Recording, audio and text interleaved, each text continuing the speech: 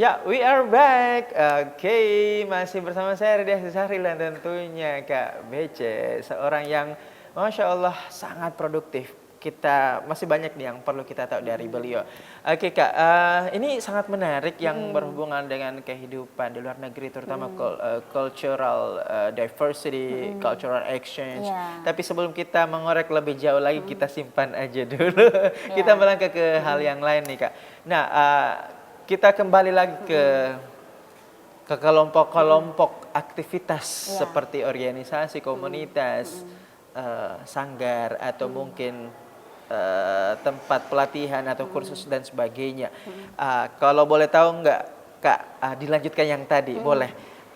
Boleh dirunut dari Iya. organisasi apa atau komunitas apa saja atau kelompok-kelompok apa saja yang pernah Kakak apa namanya join di dalamnya, mungkin dari SD, SMP sampai sekarang sampai hari ini, boleh dirunut silahkan Kak. Iya, oke. Kalau organisasi sih sebenarnya aktif-aktifnya itu pada saat kuliah ya. SMP gimana? SMP. Pramuka, OSIS, Remaja Kalau Masjid, SMP, Karang Taruna. iya kalau SMP itu SD sampai SMP itu namanya kalau di Malaysia itu pengakap. Apa Jadi tuh? sama. Pengakap, Kalau pengakap itu sama sinonimnya? dengan pramuka di sini. Ah. Jadi itu kita pergi hutan-hutan Oke. gitu. Jadi memang sempat aktif sekali juga gitu. Tapi saya tidak tahu apakah bisa dimasukkan ke dalam aktivitas yang saya ikuti karena memang di sana itu wajib gitu.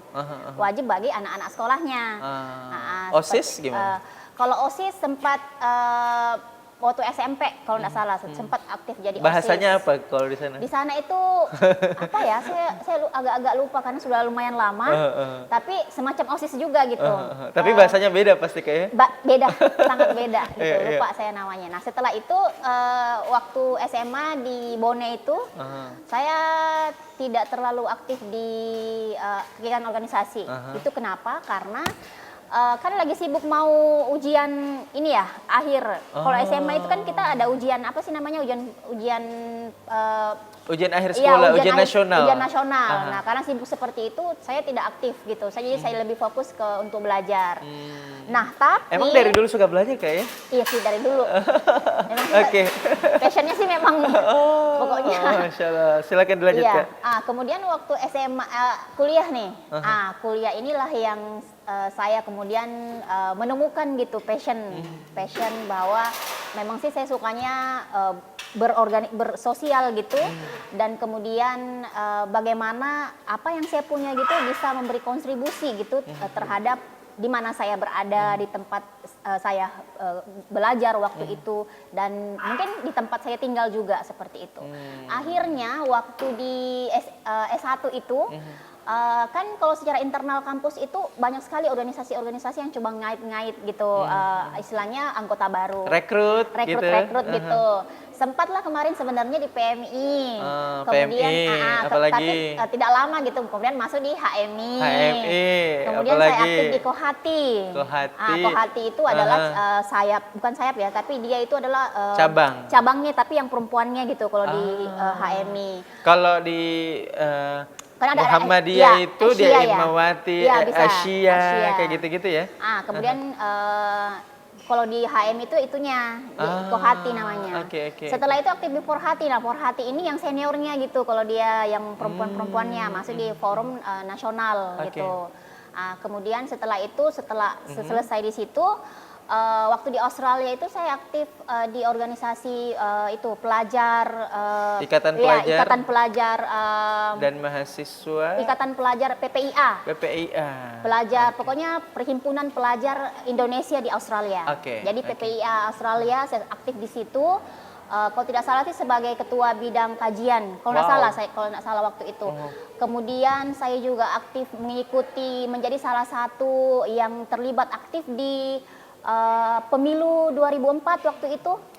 Pemilu 2000 berapa ya? Itu sebagai apa Kak? Sebagai penyelenggara pemilu di Sydney, Australia. Jadi kayak KPPS gitu ya? Iya, betul, KPPS-nya di Australia. Keren sempat ya? salah satunya. Penyelenggara pemilu tapi di luar negeri, keren. Iya, pernah. Pokoknya waktu itu saya memang mencoba untuk mencari peluang-peluang gitu, memaksimalkan waktu saya yang 2 tahun di Australia. Selain aktif di organisasi pelajarnya, saya juga aktif di kegiatan-kegiatan yang membantu orang-orang Indonesia di sana gitu. Kayak gitu. Wih keren. Kalau yang terakhir apa nih? Boleh diingat-ingat lagi Ya. yang lain? Max ada Ya, juga, ada juga, terus aktif di HMJ. Kemudian saya aktif, kemudian waktu mahasiswa juga masih aktif BEM. di Max tadi ya, Al-Markaz Oke. Suhudi Listening Studies, kemudian aktif di BEM, kemudian aktif di setelah itu di KNPI, Oke. Komite Pemuda Nasional Indonesia. Kemudian saya juga aktif di itu tadi di IKAMA Sulsel, alumni Australia. Oke, Ikama apa? Ya, Ikama Ikatan? Ikatan Alumni Australia Oke. di Indonesia gitu. Jadi IKAMA Sulsel namanya. Kemudian saya aktif di apa namanya di Ikatan Alumni Universitas Bosowa, IKU, sebagai ketua bidang hubungan internasional di situ. Kemudian saya juga aktif di apa namanya di Ini saking banyaknya forum pemirsa ya. dosen, di forum dosen sekarang menjadi di bagian bidang di Universitas Bosowa kan masing-masing unit itu ada ketua-ketuanya. Jadi saya yang di bagian Universitas Bosowanya, unit Universitas Bosowa. Kemudian saya aktif di apa ini namanya? Di forum-forum saya juga aktif di fotografi gitu. Wow. Ya, jadi sempat kalau di Australia juga tuh ada klub fotografinya juga aktif ya. Pokoknya masih banyak banget ya. Pokoknya masih banyak banget. Oke. Iya. Ini saking banyaknya loh. Ini kakak sebetulnya masih pengen jelasin, masih banyak saking banyaknya. Tapi insya Allah kita akan lanjutkan lagi ke hal-hal yang lain yang mungkin bisa lebih esensial seperti itu untuk pemirsa simak. Oke, baik Kak. Kalau kita berbicara mengenai aktivitas, mobilitas sebagai seorang yang gendernya perempuan, yang dimana kalau perempuan itu di masa lampau dia hanya terpaku di rumah saja, tetapi luar biasa hari ini perempuan emansipasi wanita yang memiliki karir produktivitas yang sangat tinggi. Nah, sebagai seorang perempuan nih Kak, bagaimana kacamata atau perspektif atau pendapat dari Kak Bece ini seperti apa? Kalau saya sih melihat sebenarnya hak untuk mendapatkan pendidikan itu hak semua orang gitu. Itu kan termasuk dalam undang-undang juga gitu. Ya, dalam agama kita pun kalau yang Islam ya, itu kan saya kira dalam semua agama juga menempatkan istilahnya memberikan hak gitu untuk perempuan untuk untuk mendapatkan pendidikan yang layak gitu. Cuman seiring dengan perjalanan waktu, interpretasi dalam itu yang dipengaruhi oleh semua konteks sosial, histori, perjuangan, maskulinitas yang kemudian mendapatkan posisi yang paling tinggi gitu, di mana kemudian itu melahirkan patriarki, akhirnya perempuan itu tersudutkan gitu. Oke, tahan dulu Kak. Oke, don't go anywhere, stay tune, pemirsa Good People. Tetaplah bersama kami di Bukan Perempuan Biasa on TV Sosial TV masa kini.